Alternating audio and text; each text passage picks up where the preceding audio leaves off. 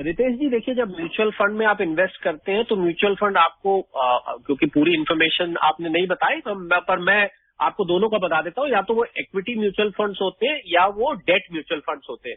एक balance mutual fund भी होते हैं जिसको हम हाइब्रिड कहते हैं। उसमें भी इक्विटी अगर 65% से ज्यादा है तो वो इक्विटी में आ जाता है, 65 से कम है तो वो डेट में चला जाता है। चलिए, प्रिंसिपली हम दो मान के चलते हैं।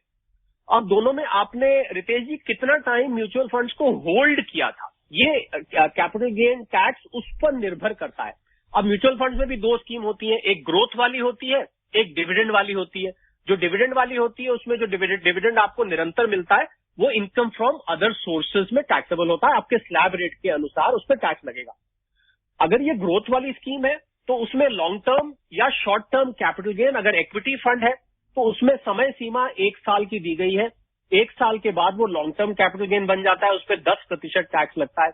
अगर ये और अगर 1 साल से आपने कम रखा है तो 15% लगता है। अगर ये डेट फंड है तो उसमें समय सीमा 3 साल की दी गई है, मतलब 3 साल बाद वो लॉन्ग टर्म कहलाएगा और उस पर 20% टैक्स लगता है। तो मैंने आपको सारे पैमाने बता दिए हैं। अब आप, क्योंकि मेरे पास पूरी जानकारी नहीं है, तो आप इन पैमानों पे देखिए कि कौन सा आपका कहाँ लगता है। आपको फिर भी कंफ्यूजन हो तो आपका स्वागत है, आप दोबारा मार्केट मंत्रा में कभी भी फोन करके जानकारी हासिल कर सकते हैं।